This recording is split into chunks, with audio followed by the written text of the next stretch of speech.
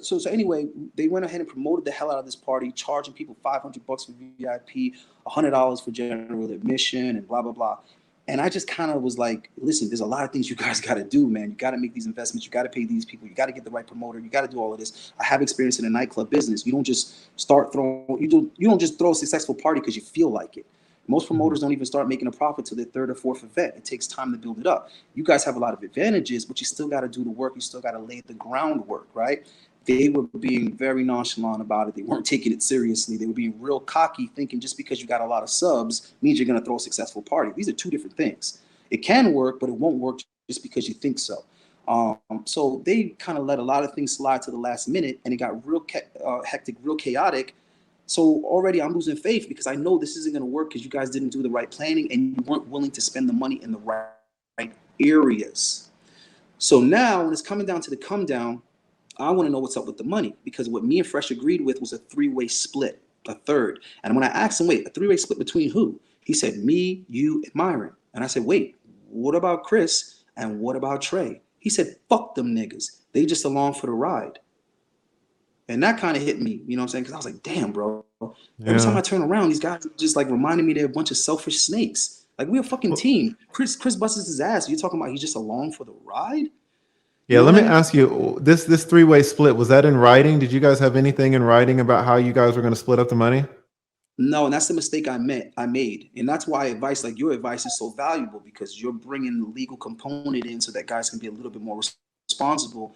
And that's the mistake I made. And that's 100% on me. And I admitted that to Myron and Fresh. So let me tell you where I'm going with it next. So when it came closer to that time and I brought it up to Myron, Myron was like, what are you talking about? Three-way split? I'm like, what do you mean? Like, we each get a third of the money. He was like, that's the first I'm hearing of that. I'm like, wait, what?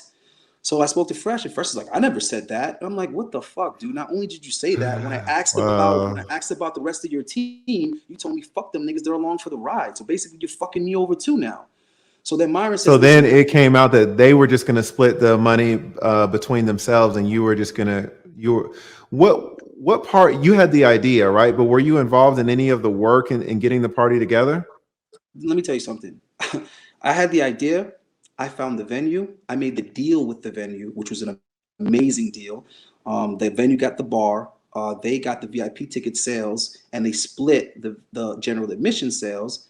And they didn't have to put down no deposit, no nothing. That's unheard of in the nightclub business. Nobody's letting you throw an event at their damn spot without paying for it or putting a deposit or having a bar buyout. And a bar buyout simply means you agree that the bar needs to make at least this amount of money. And if it doesn't, you need to pay the differential.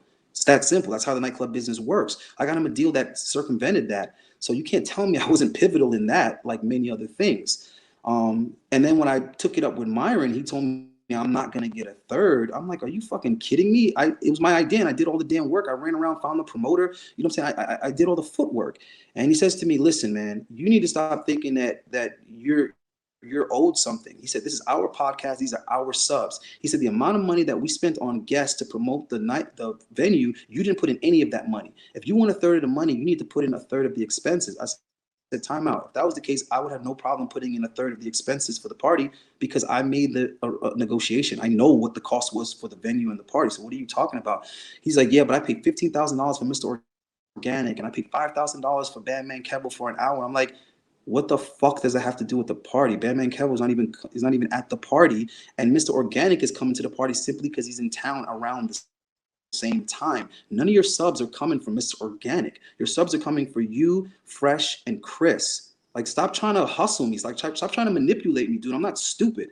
You think I So don't how know much? what your subs? So he didn't want to give you the third. Did he tell you how much he wanted you to get, like some type of percentage, or how much was he trying to compensate you for the work that you had done? Right, that's exactly where we're going now. So I says to him, so then what are you going to pay me? He said, well, what do you want? What are you asking for? I said, this is a ridiculous question. You know what I wanted. What I wanted was the third that I agreed on with Fresh. Now you're telling me I'm not getting that. So the mistake is that I made that arrangement with Fresh without it being the three of us having this discussion, number one, and without it shit being in writing. So I have to take the loss for that. And I said, from now on moving forward, I will never make deals with either one of you if they're not in writing and they're not all three of us agreeing together, so that nobody can say they wasn't there when that was discussed. So he says to me, all right, so then what is what you want? I said, well, my projections would have been about 10 grand for the party. So I expected a third of that, which is 3 grand. He said, okay, well, I'm not giving you 3 grand. I said, okay, well then what are you giving me? He said, I'll think about it and I'll get back to you, which is how he Okay. handled, which is how he always handles it. Okay, so you Basically. guys were expecting after all the expenses were paid, you guys were expecting to clear 10 grand, and then you guys would split the 3 grand a piece, more or less. Well, that's what me and Fresh talked about. Myron wasn't there when we had that conversation, so they both acted like that conversation was never held. So to Okay. make that long story shorter, he ended up deciding that he was going to give me $1,000 after all the work was already done. So that really pissed me off. And then he tried to make some like stupid side deal with me because I told them, listen, your merch is basic. You have the same merchandise that everybody else has on their platform, fucking t-shirts and hats. I said, let's do something different. I said, we have all the girls. Let's shoot a calendar. Let's do a 12-month calendar, fresh and fit girls, where we have all the girls, or all the best looking girls that were on the show posed in the calendar. I can get the girls to shoot for free, and we can get the subs involved and let them vote on the girls that they think should be in the calendar. That way they're involved in it. It will be a whole big thing. It'll be great promotion. And everybody would support that project and buy it. And I said, this is the thing. When those calendar sales come in, I need that because you guys aren't paying me enough. So I'm coming up with ways to subsidize that and pay myself. And I need you guys to sign off on it and clear off on it. They promised me that too, which of course they also It never happened. Yeah, that also never Oh, happened.